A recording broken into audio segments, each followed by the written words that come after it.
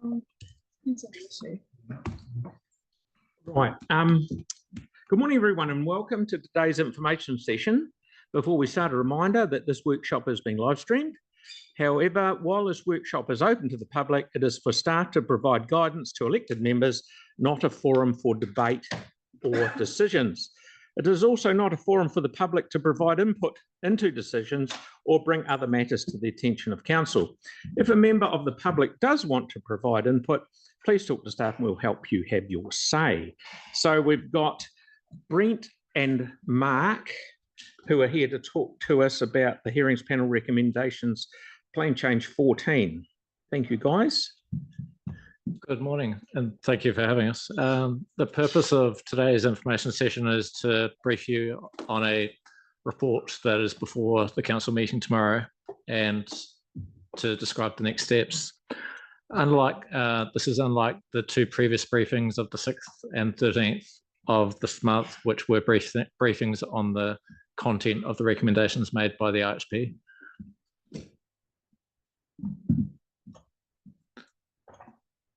So just as some context to what we're discussing today, and going back in time, the RMA is amended to implement medium density standards and the National Policy Statement on Urban Development initially required notification.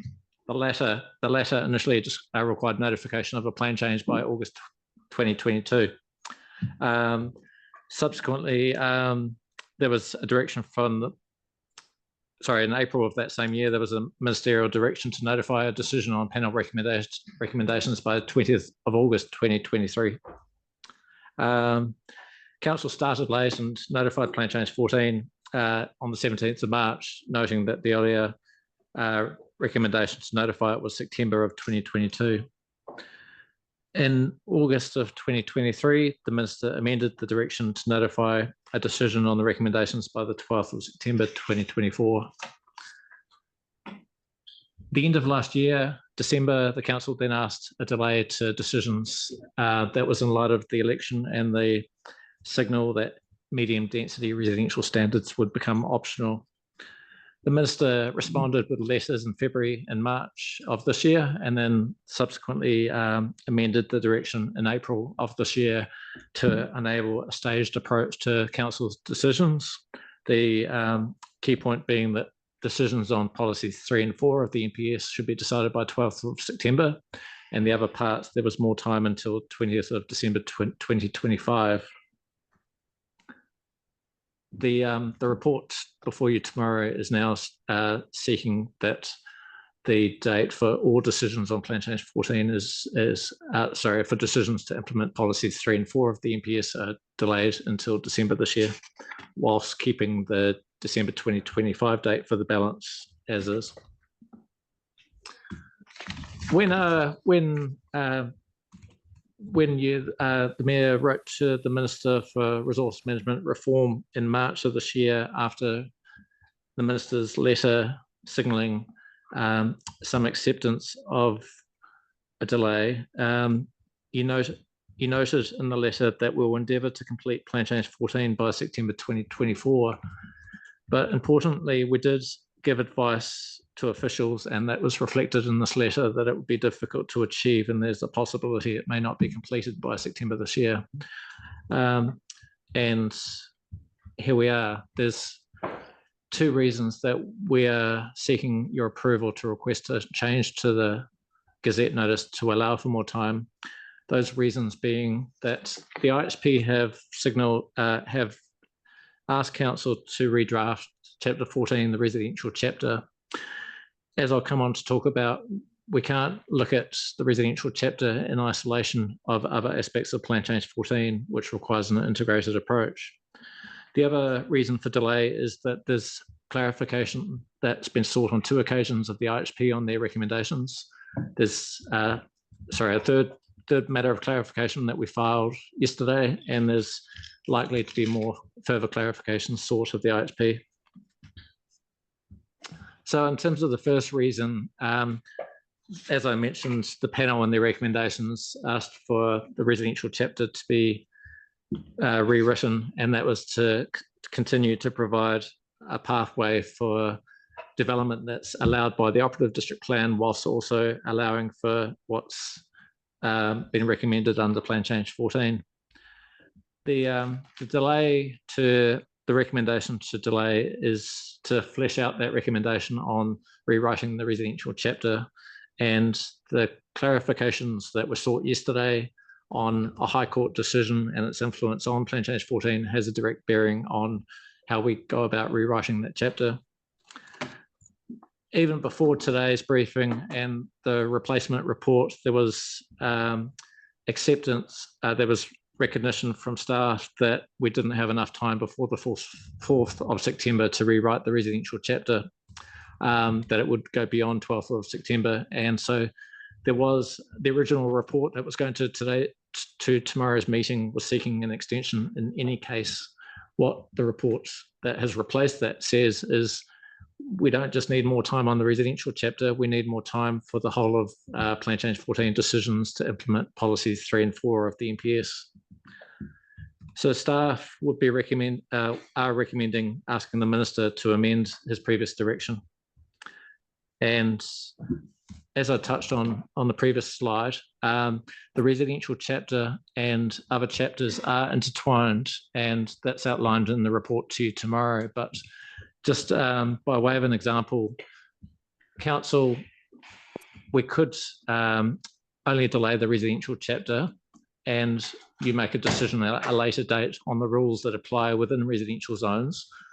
But in our view, that should not be in isolation of you making a decision on the mapping and the extent of the area around centres that is within a walkable catchment. It would be effectively, without the residential chapter being decided and the balance being decided, you'd be deciding on where the lines are on the map and where the zones should be, but not what the rules should be within those residential zones. So that comes with issues if you were to make that segmented decision. There are other examples, and I'll refer to the report for why there's an importance to making an integrated decision.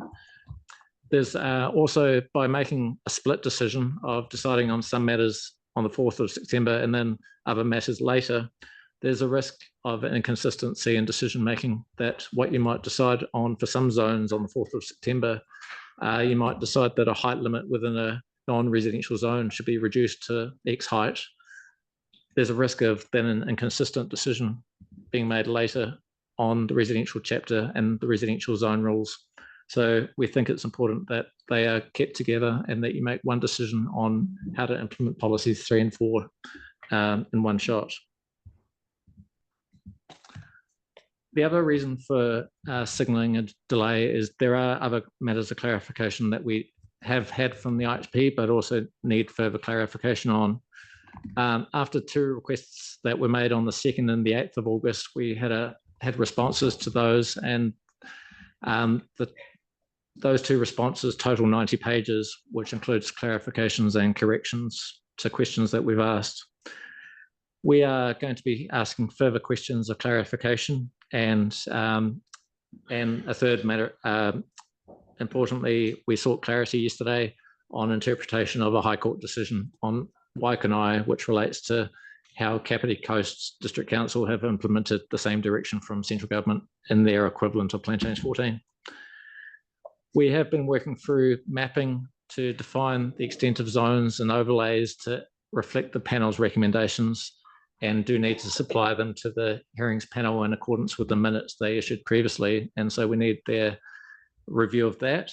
And the response that, just on the Waikanai case again, the response that we get from the IHP on that memo seeking clarification of how they've interpreted that High Court decision could have a bearing on the draft, on the recommendations and the rules and policies within the Plan Change 14 package. So we're best to wait until we understand the panel's response to that interpretation of the High Court decision before. So, sorry, Mark, just with the button there. So the Waikanai decision, 2 IHPs have looked at the same rule or law and come up with a different interpretation. So is that as simple as that, or?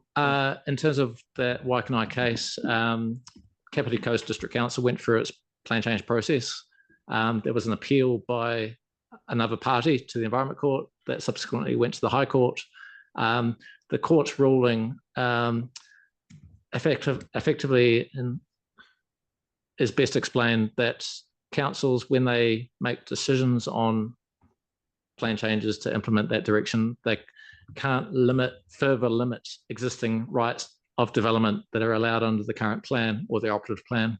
They can only limit intensification that's directed over and above that. So the issue is about how that case gets applied to our plan. It was a High Court case about someone else's district plan. Yeah. And so it was about the facts of that plan. Which will make a difference to us. And so the High Court authority applies, but it has to be worked out how you apply it to our provisions. And that's what the clarification is about. Okay, thank you. Thank you. Sorry, carry on, and I'll get questions at the end. Okay. So there could be extensive work required to prepare for the council meeting at a future date.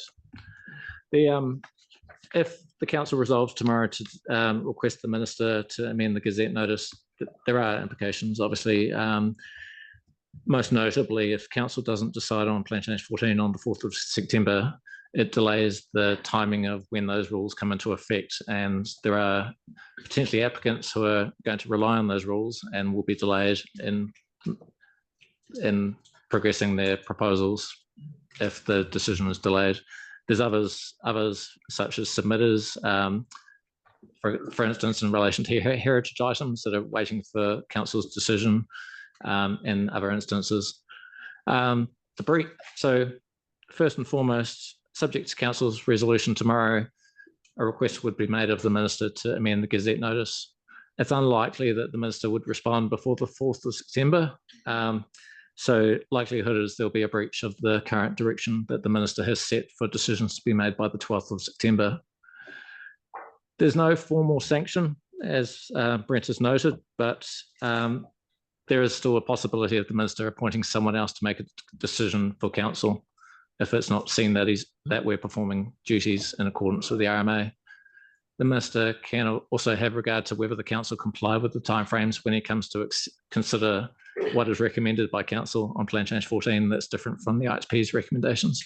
So there are those risks for you to consider in the context of that report. So in terms of next steps, the report is coming before you tomorrow.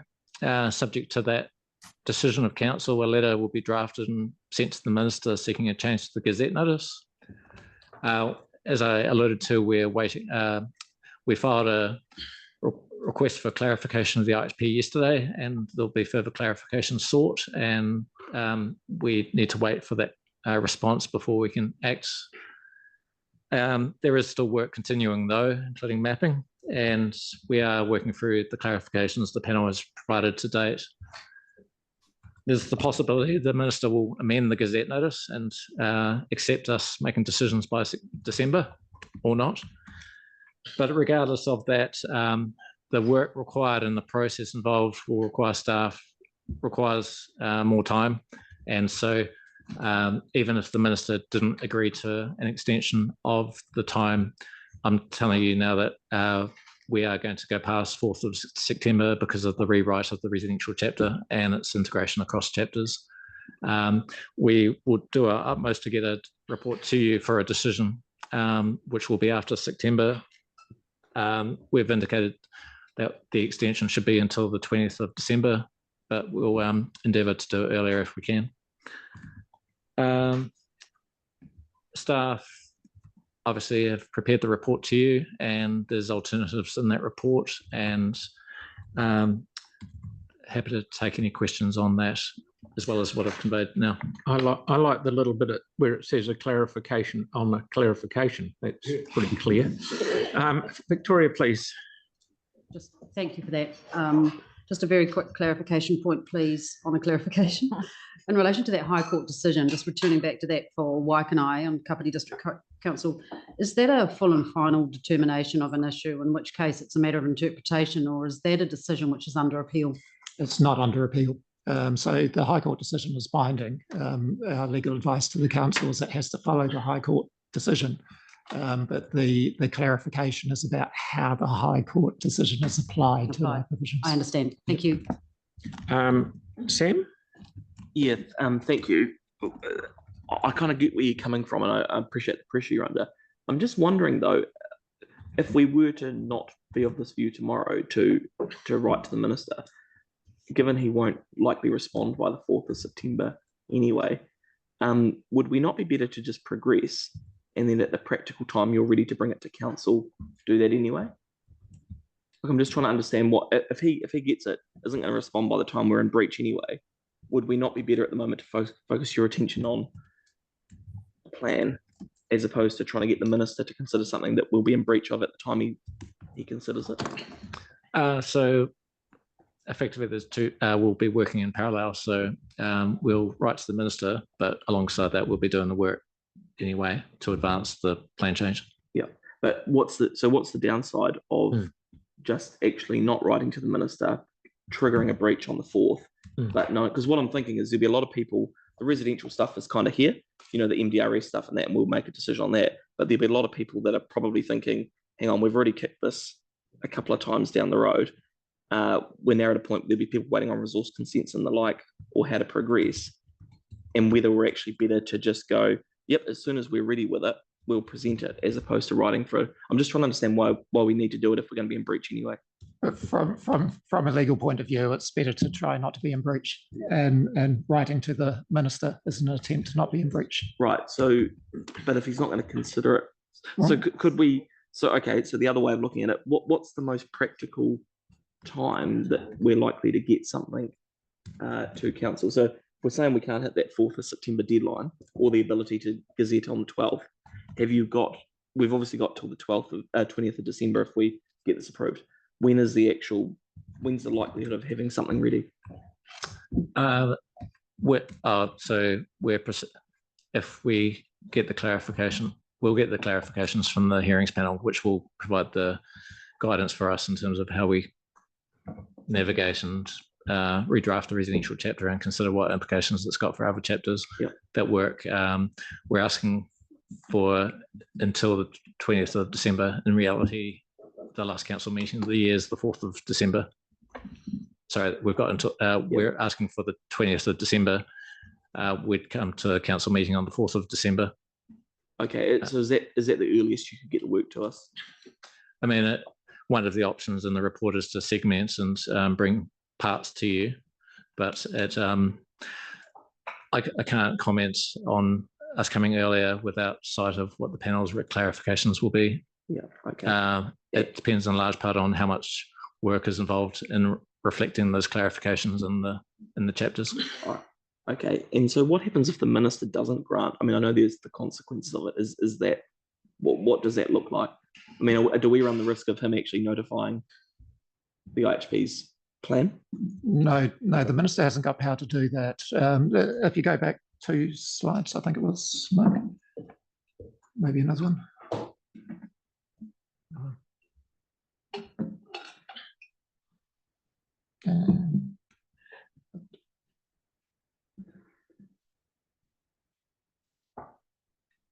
That one, sorry. So the implications of the delay. So the minister's got a power under Section 25 of the RMA. If a council's not performing its duties under the RMA, the minister can appoint someone to make those decisions that the council should be making. Now, that was the risk when the council initially was late in notifying this plan change. It was a risk then. The minister didn't exercise it then. He appointed a sort of mediator commissioner, if you like, John Hardy, who helped the council go through that decision-making process. That's the only power that the minister has under the Act to intervene. We've put up there that we assess it as being unlikely that the minister would use that power because we are doing what we can to notify as soon as we can. It's simply a process that has come out of the narrow time that the council has had. The other thing that the minister can do is the Act gives the ability for the minister to think about or have regard to the fact that there's been a delay, a breach of timetabling directions. if the council rejects any of the IHP recommendations and proposes something different to the minister can have regard to that delay when the minister decides whether to accept the council's recommendations or the IHP recommendations. I haven't seen any examples of that playing out in any previous decision-making by the minister, so it's pretty hard to predict how much weight that would carry. I'd like to think that it would carry little weight with the minister for exactly the same reason I described a moment ago, that the council's doing what it can to notify as soon as it can. Right, okay. And then just the last one is just around the segmenting work. So I'm thinking about like the central city, for example, and we've seen some pretty high profile stuff announced. You know, if you use like Harley Chambers, for example, over the road. I mean, is there the ability to segment parts of the plan that would not hold up that kind of thing? Because we obviously want outcomes with those kind of things being sorted. I'm just nervous by delaying stuff. We would be doing that. So be keen on your thoughts. That certainly is one of the options in the report. I would just flag that the panel's interpretation on Waikanae and where that lands in terms of their response could have a bearing on a number of qualifying matters where they've had an interpretation which may change. There is the ability to segment, geographically speaking, the central city, for instance, but bearing in mind there is a residential zone within the central city, and that needs to be carved off anyway. The risk, as I alluded to before, is you deciding on heights within the residential zone of the central city. Deciding on heights within commercial zones and other zones within the central city in isolation of decisions on the heights within the residential zone within the 4 avenues, and consistency in terms of what you're trying to achieve. Right. So how are we going to get a sort of a lens over how we can pragmatically work through this so we don't hold things up that don't need to be held up while we're working through the IHP panel? Because I mean, I know you guys have been busy, but this is a day up for a council meeting. We've had a couple of workshops on this, and I thought it was as simple as we can exclude MDRs. There'd be some things that we would disagree with the IHP on, and we would simply provide that feedback to the minister. So I know things have changed a wee bit, but I'm just struggling to work out how we've got to this position. So even after the IHP recommendations were received and there was the direction for rewriting the residential chapter, that was the case from when we had sight of the recommendations. The subsequent identification of the need for that integrated approach across the plan has emerged through further analysis, but probably more significantly is what the panel's interpretation is around the Waikanae case and what that could mean for provisions in the plan. We've filed a memo yesterday under urgency. We'll no doubt get a timely response. And in this context, we've obviously put options to you in the report tomorrow for segmenting, and that remains an option. I'm just saying that if we start to segment, there are risks around doing so. And the key risk is inconsistency or a lack of integration across provisions. Yeah, okay. But there is still a risk that we haven't had tested around the minister's view on challenging challenging what we would reject from the IHP, and we don't know what that would look like. No. Okay, cool. Thank you. Okay, Melanie, please. No, you're right. Yanni, please. Yeah, thanks. I'm just trying to understand, like, when you read through the IHP, they're pretty critical of us not doing enough work, not being specific enough. I mean, there's this constant statements within the hearing panel about the inadequacy of our work. So I'm just wondering, like, in terms of an option, if we just gave it to the minister and said, look, you spend the money doing this, you respond, because it seems like we're in a no-win situation where we're constantly being asked to do more and pay more and spend more time trying to come up with things that they want, which are just sort of never ending. So I'm just wondering, like, in terms of options for tomorrow, instead of saying we want to spend more time paying and spending a whole bunch more energy and resources into doing something that we don't know where it's going to end, is there an option that we just go straight to the government and say, look, this is something that you want, you pay for it, you do it, that's on you. We've given it our best shot. It hasn't been good enough, clearly, from, reading the panel's thing. the timeframes have been too compressed, or we don't have enough capacity to do it, you do it, you pay for it. We haven't included that in the report for tomorrow because we assess that as not being a realistic option. So the options set out in the report are what staff assess as being realistic options. The legislation requires the council to make a decision, and it's reasonable for the council to make an informed decision.